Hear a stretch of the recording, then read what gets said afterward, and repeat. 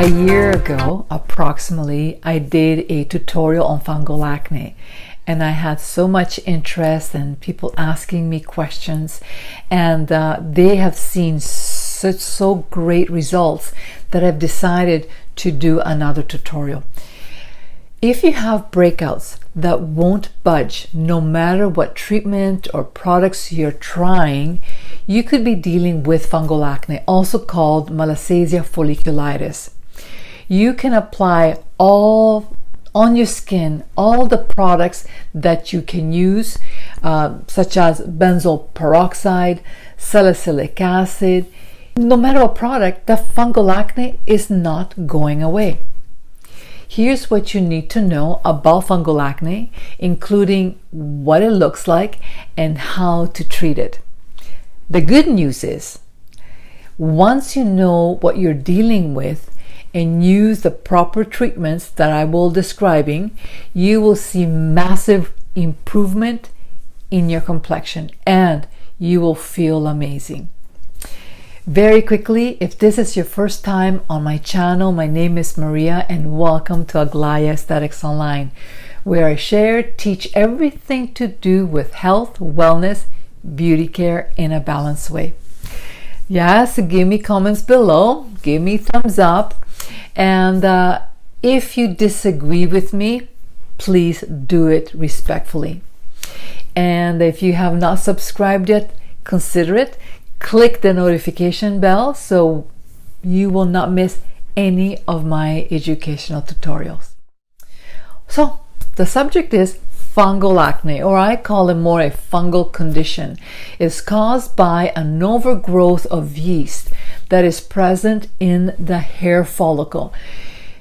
With this in mind, it is also a condition that can be passed on to other people, so be very careful. Other signs of fungal acne or fungal overgrowth are like dandruff, tinea versicolor, psoriasis, eczema, and many other things. So how can we cure this acne or condition naturally? Fungal acne, folliculitis, is a condition which is commonly misdiagnosed, and the way to treat it is completely different than typical acne. So unless you're aware of what it is, you could be making the situation or infection worse, not better. Although it's naturally found on the skin of animals, including humans, these pathogens will form small bumps and pimples across the chest, arms, back, and even the face.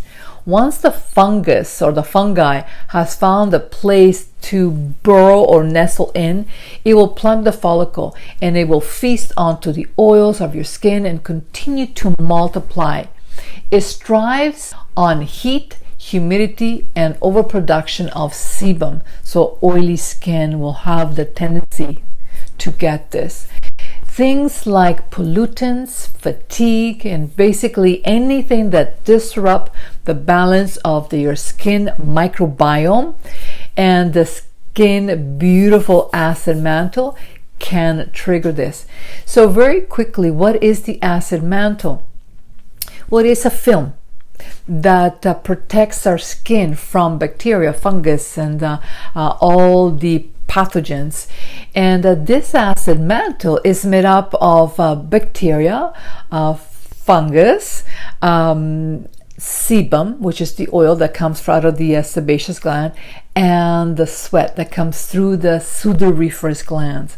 It all works in harmony unless we get external factors unbalancing this acid mantle. What are the signs of fungal acne? So number one, it appears in clusters. Your everyday pimple or acne can appear alone, maybe one pimple, or several of them, but they usually occur around the face, and that they are different sizes, okay, one big, one small. But the fungal acne, on the other hand, appears in small, tiny bumps bunched up together. So another thing that you need to be aware, it's the bumps. Number 2, the bumps are uniform in size. It typically manifests as identical, like red little pinpricks or whiteheads filled with pus. Plus, they're never bigger than a millimeter, so they're teeny one, like a very teeny, unlike the average zit or pimple, which comes in different shapes and proportions. Number 3, it's itchy. I've talked to a lot of people like they're really itchy. In most cases of fungal acne, individual reports like itchiness, painful, and burning sensation. Why? Well, this is because the yeast goes into the follicle, which begins to swell up upon being infected. It spreads way beyond the face. Fungal acne feasts or is happy on the sweaty, humid areas, which is why the hair, the neck, the shoulders, the back, the chest are prone to this specific infection. It doesn't respond to acne medication. Your average zit zapping solution is designed to fight or kill bacteria, so it's understandable why it has no effect on a fungal infection. What should you do if you think you have fungal acne? If you go to a doctor or dermatologist, which is okay, in most cases they might offer you an antifungal cream topically or an oral antifungal, which is not so good for your liver, Nizzaro shampoo, which may cause more problems in the long run. Nizzaro is very, very dehydrating.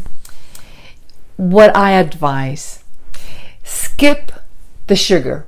And you would say, oh my God. And I'll tell you in a second what I define sugar or carbs.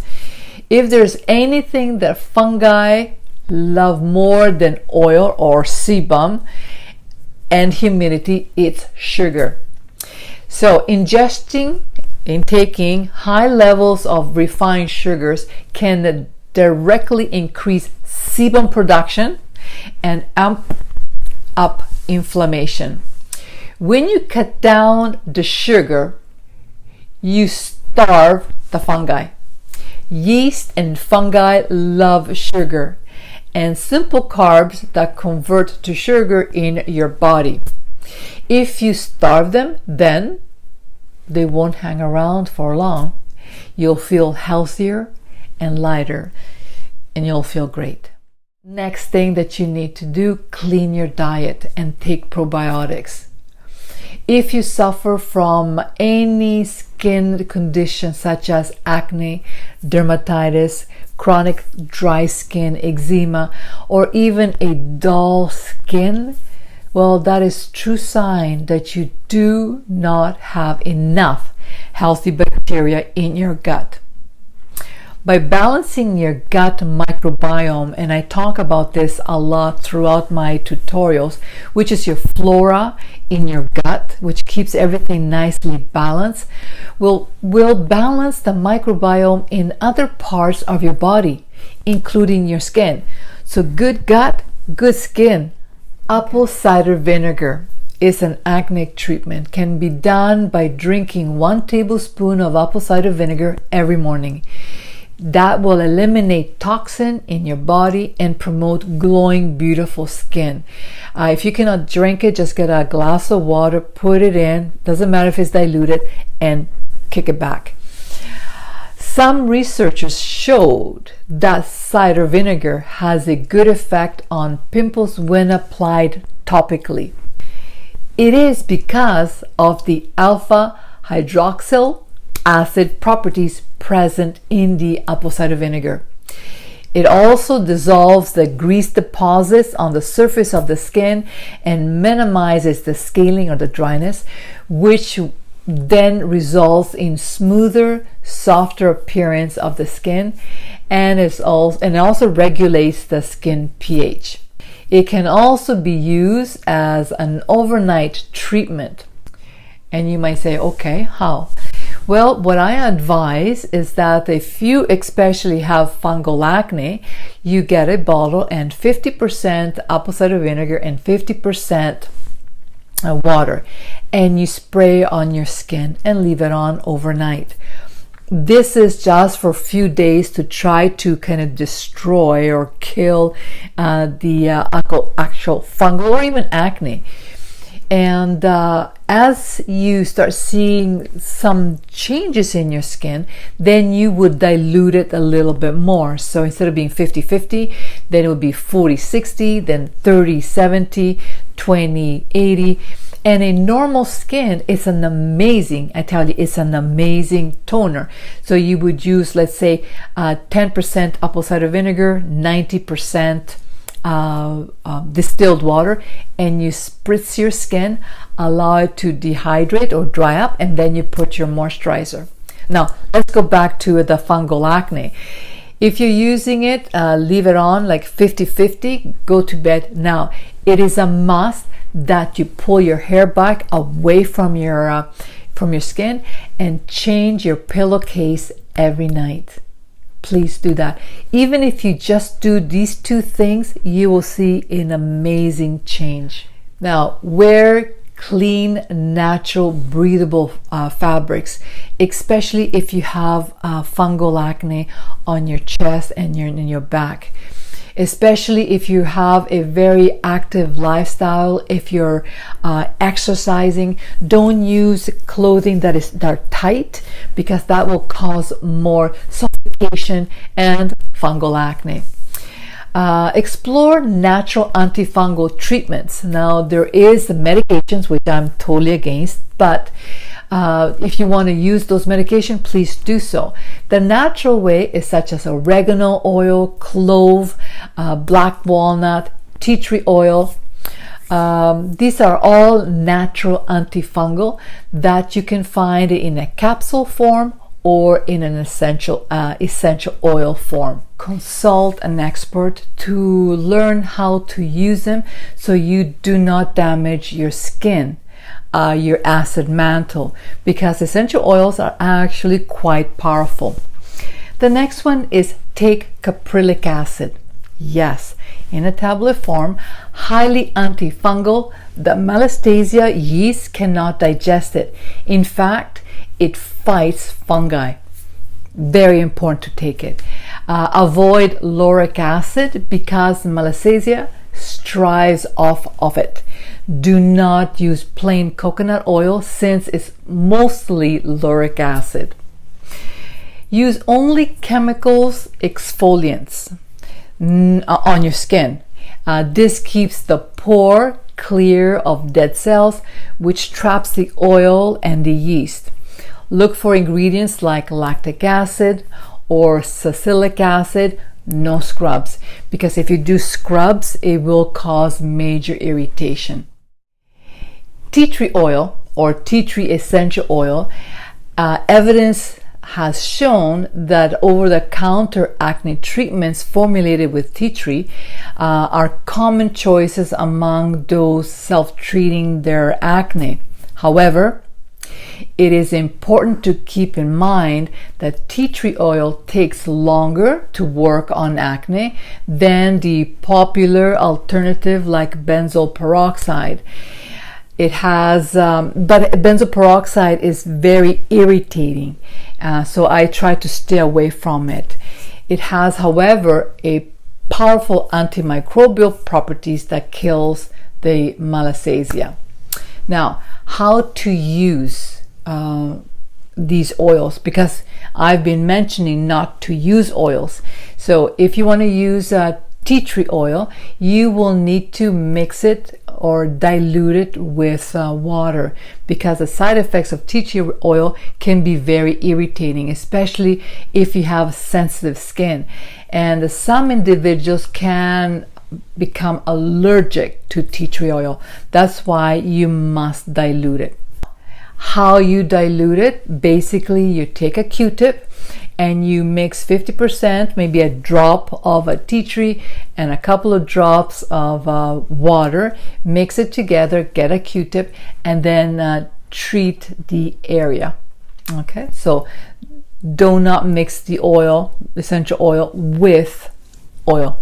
You have to mix it with water. The next essential oil is Manuka oil, and I've talked about it before.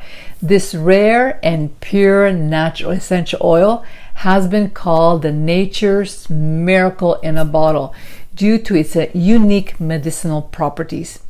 Unlike tea tree oil, now I do have a tendency to use a lot of the tea tree oil, but Manuka oil is usually not irritant on sensitive skin and is very much stronger in antibacterial and antifungal properties used by the native people of New Zealand for centuries.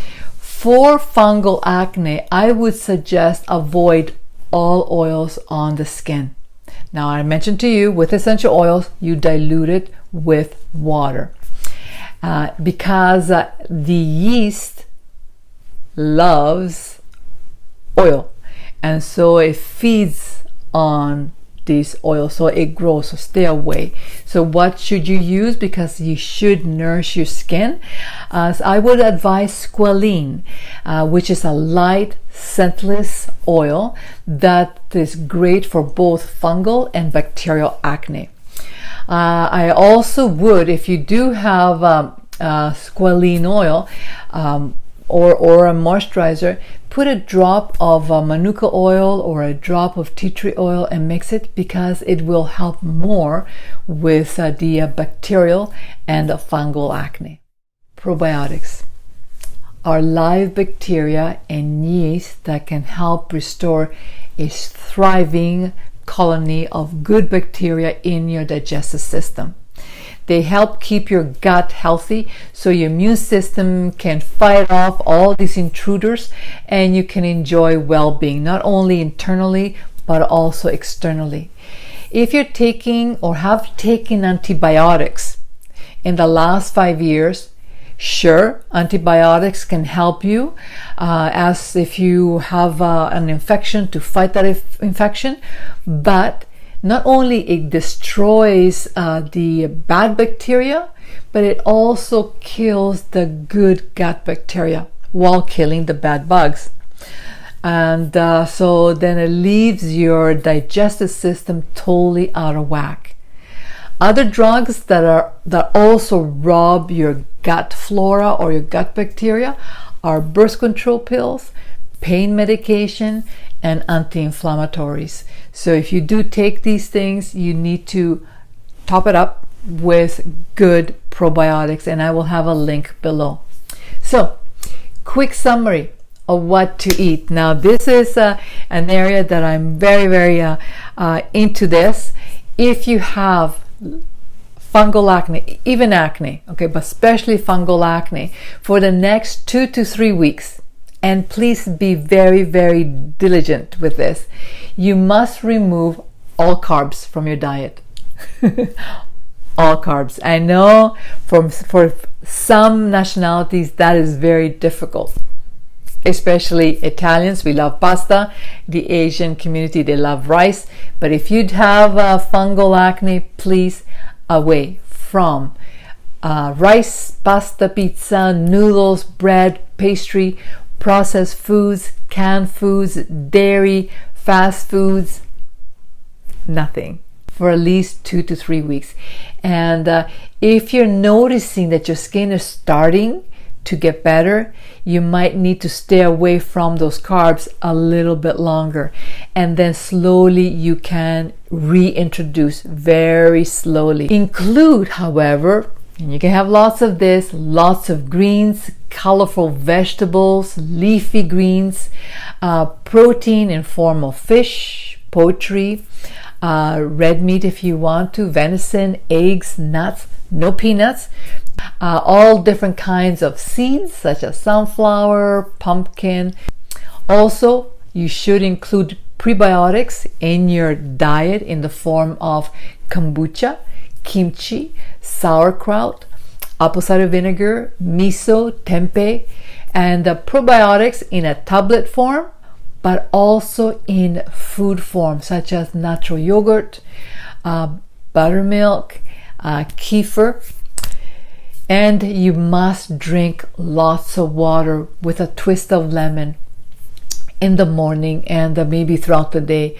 Or water with a little bit of apple cider vinegar. You can have a lot of herbal teas. However, limit the amount of caffeine, because caffeine is acidic and you want to make your body alkaline. No fruit juice, because it's very high in sugar.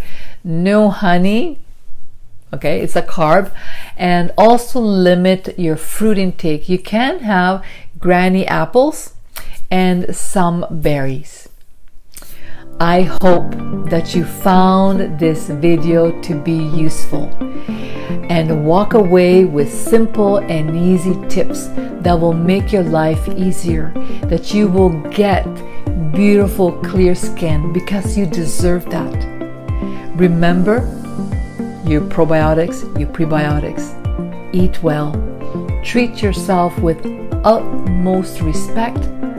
Until the next time, take care.